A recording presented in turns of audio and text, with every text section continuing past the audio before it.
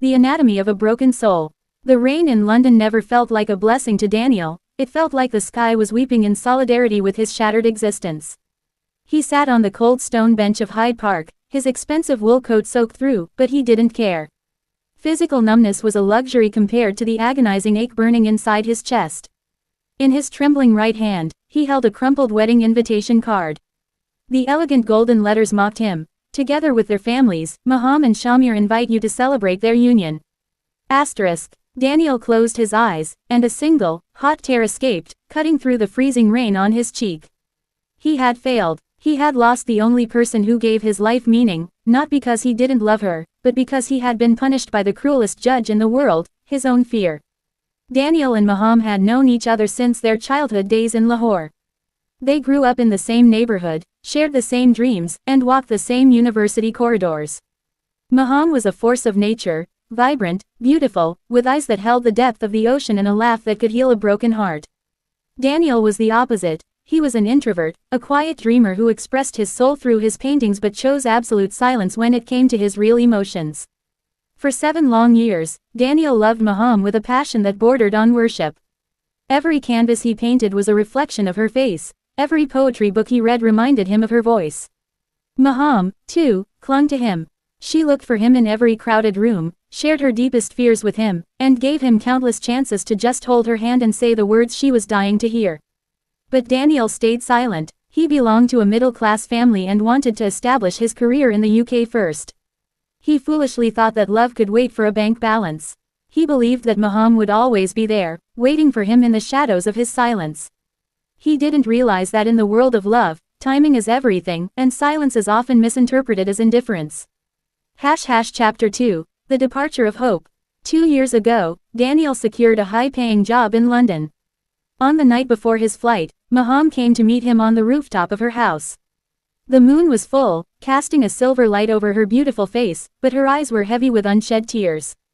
"Are you really leaving, Daniel?" she asked, her voice cracking in the quiet night.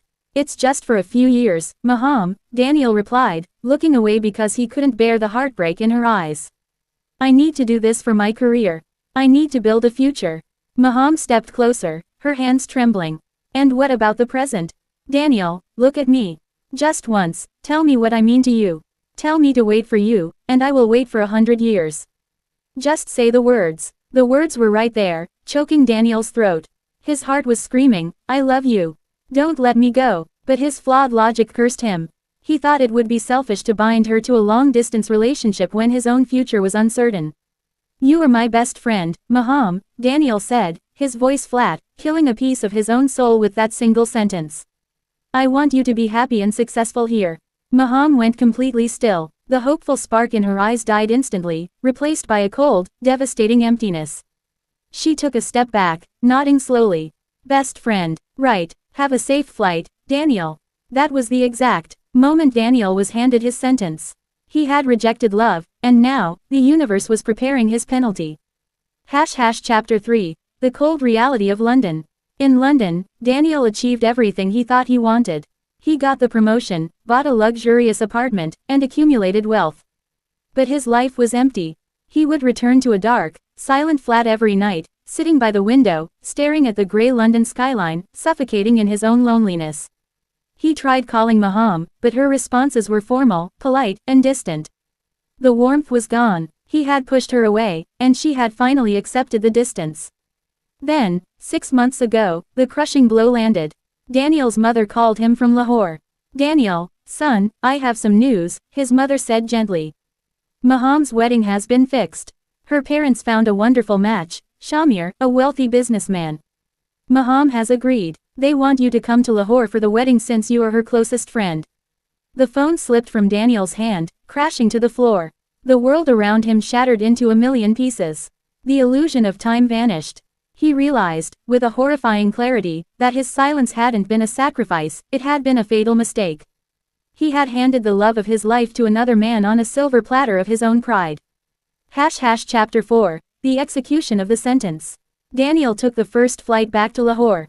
He didn't go back as a proud, successful man, he went back as a beggar, desperate for one last look, one last chance to beg for mercy. The wedding hall was a grand spectacle of lights, flowers, and music.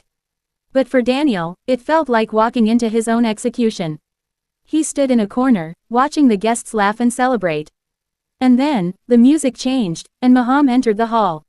She looked like an angel descended from heaven, dressed in a magnificent red bridal lehenga. But as Daniel looked closer, his heart bled. Her face was pale beneath the heavy makeup. Her eyes, which used to be full of life, were completely dead. She looked like a beautiful corpse being led to an altar. She was marrying to please her parents, her spirit completely broken by Daniel's past rejection. As she walked down the aisle, her eyes scanned the crowd and locked onto Daniel. She stopped for a fraction of a second. In that fleeting moment, an entire lifetime of pain, betrayal, and unspoken love passed between them. Daniel saw the accusation in her eyes. Why are you here now? Why did you stay silent when I needed you? Later in the evening, when the guests were busy with dinner, Daniel found Maham sitting alone in the bridal room for a brief moment. He opened the door, his heart pounding violently. Maham, his voice was a broken sob. Maham looked up. Seeing him alone, a single tear escaped her eye, leaving a dark trail on her cheek. Why did you come, Daniel? To see your masterpiece. To see how well your silence destroyed me. Daniel fell to his knees before her, grabbing the edge of her red dress, weeping like a child. I am sorry, Maham. I am so sorry. I was a fool, a coward. I loved you every single second. I built this career for you, for us. Please, tell me it's not too late. Walk out with me. I will leave everything for you. Maham looked down at him, her smile filled with a sadness so profound it could crush mountains. She gently pulled her dress away from his grasp. It is too late, Daniel, she whispered, her voice dead. You loved your career, your pride, and your silence more than you loved me. When I begged you on that rooftop, I died a little. Today, I am burying the rest of myself. I cannot break my parents' honor now. I am someone else's wife in a matter of minutes. This is your punishment, Daniel. You have to live the rest of your life knowing that I loved you, but you chose to lose me. Chapter 5, The Eternal Dark. The *Ruxati* departure happened at midnight. Daniel stood outside the hall in the freezing Lahore night, watching Shamir help Maham into a decorated car. The engine started, and the car slowly moved away, disappearing into the dark fog of the night. With that car, Daniel's soul left his body. He returned to London, but he never truly came back. The penalty of his failure in love was not death. Death would have been a mercy. His punishment was to live. He had to live every day with the ghost of her memory. Every time he opened his eyes, he saw her face. Every time he sat in silence, he heard her bitter words on her wedding night. He stopped painting. The colors had vanished from his world, leaving only pitch-black darkness. Years passed, and Daniel became an old, wealthy, but utterly destroyed man. He had all the success in the world, but he had no one to share it with. He lived as a prisoner of his own past, proving to the world that the greatest tragedy in life is not being rejected by love, it is losing love because you didn't have the courage to fight for it.